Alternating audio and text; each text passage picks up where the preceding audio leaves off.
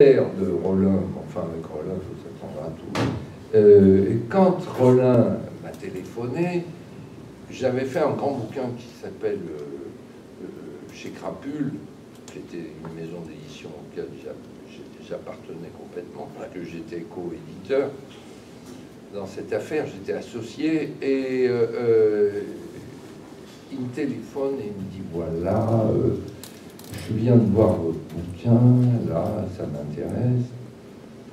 Bon, très bien. Il me dit, vous savez que j'ai l'intention de faire un Harry Dickson. Alors j'avais déjà eu cette conversation avec René. René qui m'avait dit, je ne suis pas arrivé à faire du tout ça, pour des raisons de droit, avec la famille de Jean Ray. Bon, très bien. Moi, j'avais outrepassé ça, je reconnais que j'avais un peu foutu en l'air l'histoire en disant, moi, je m'en fous, Harry Dickson, il n'appartient à personne, il n'appartient pas à Jean Ray, puisqu'il a été, c'est un personnage qui a été créé avant. Bien. Et que Jean Ray a récupéré, qu'il ait réécrit des histoires meilleures que celles qui étaient au préalable, ça, c'est notre affaire. Et donc, il me téléphone, il me dit, ben voilà, j'ai lu votre bouquin, j'aimerais bien qu'on travaille ensemble pour un Harry Dickson.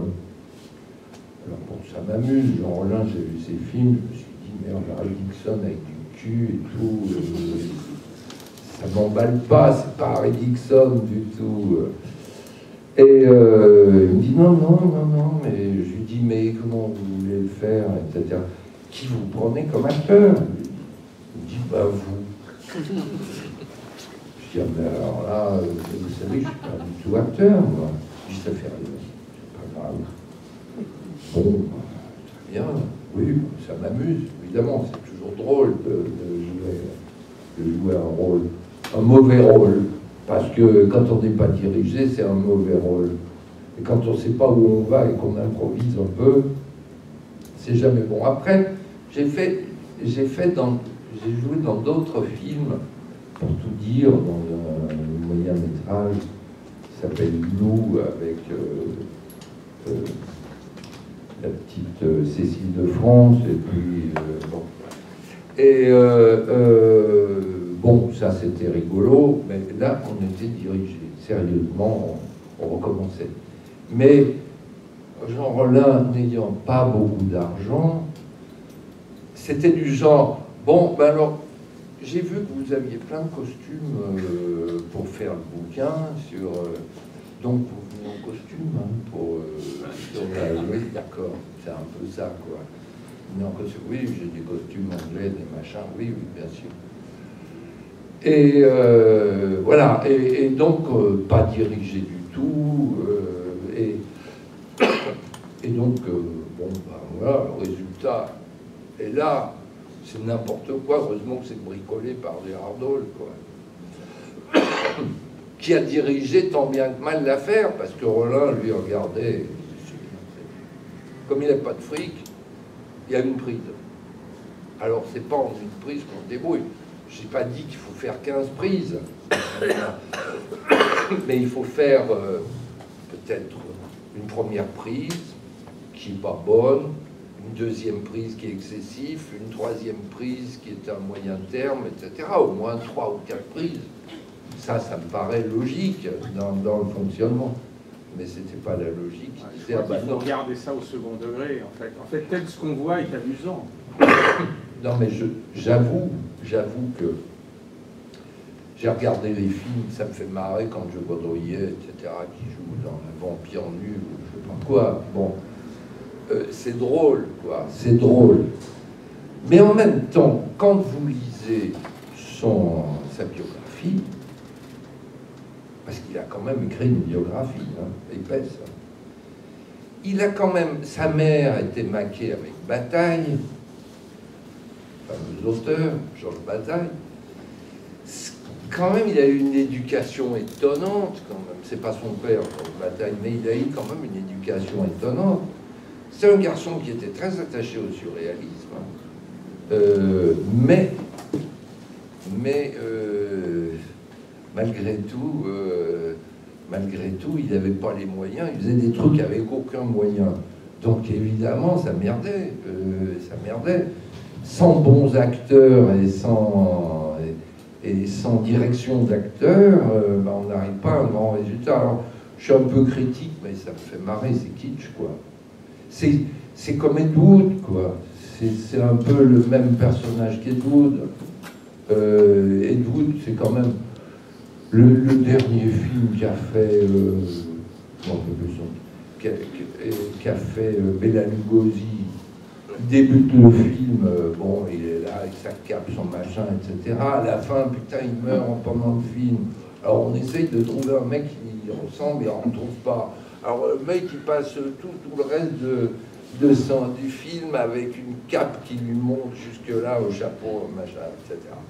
C'est Bela Lugosi, non, c'est pas lui, évidemment. Donc Ed Wood, il avait peur de rien. Quand il montre des moulins à café, je sais pas quoi, électrique, pour faire une fusée, une soucoupe volante dans le même film d'ailleurs, une soucoupe volante qui est carrée, qui est une maison, quoi, qui a un intérêt. C'est délirant, quoi. C'est du surréalisme involontaire. C'est du surréalisme involontaire. Et ça, je dirais que, pour moi, c'est un tout petit peu grave. C'est un tout petit peu. Ça m'amuse énormément, évidemment, je les regarde, ces films. Je les regarde en disant, oh putain, c'est pas possible. Il y en a quantité, puis il y a des aficionados. Non, je sais qu'il y a des passionnés. Même à la Cinémathèque, maintenant, il y a une soirée cinéma je sais bien, où on passe ce type de film. Mais je sais bien. Et je m'en fous, ça me fait marrer. Mais c'est quand même mal foutu. C'est-à-dire qu'Audo, c'est toxique. Ouais, je pense, comme les films mexicains, d'horreur, où on utilise des mêmes plans dans plusieurs films, des mêmes plans.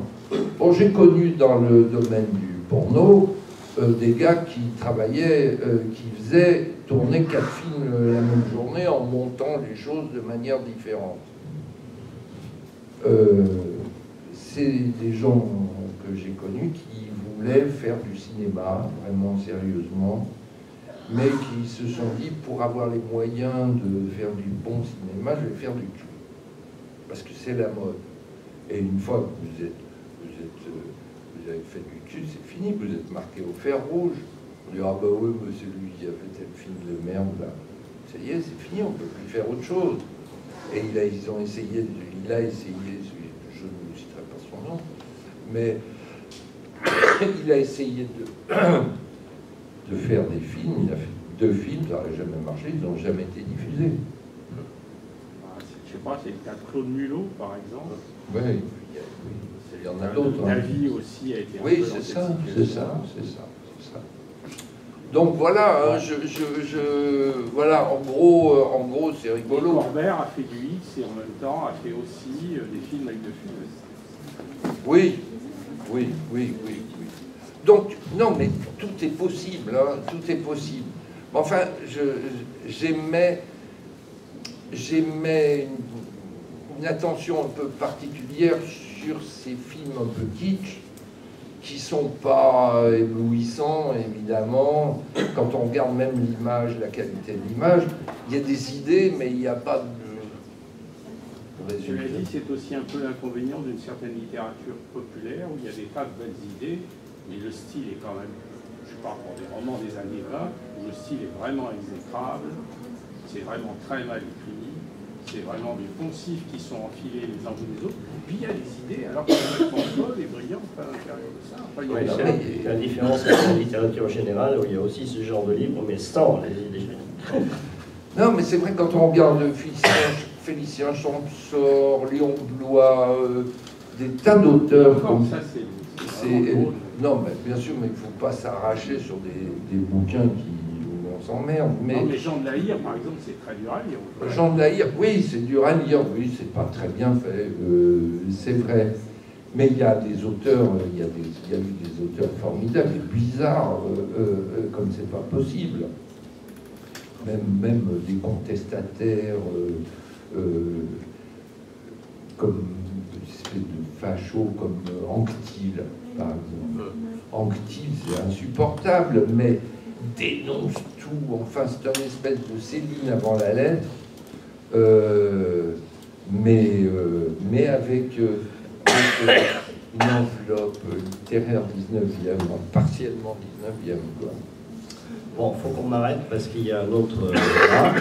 Si vous voulez continuer ça, je pense que Jean-Michel ne s'en va pas tout de suite. Donc n'hésitez pas à le coincer en nous demandant une dédicace à chacun de ses ouvrages.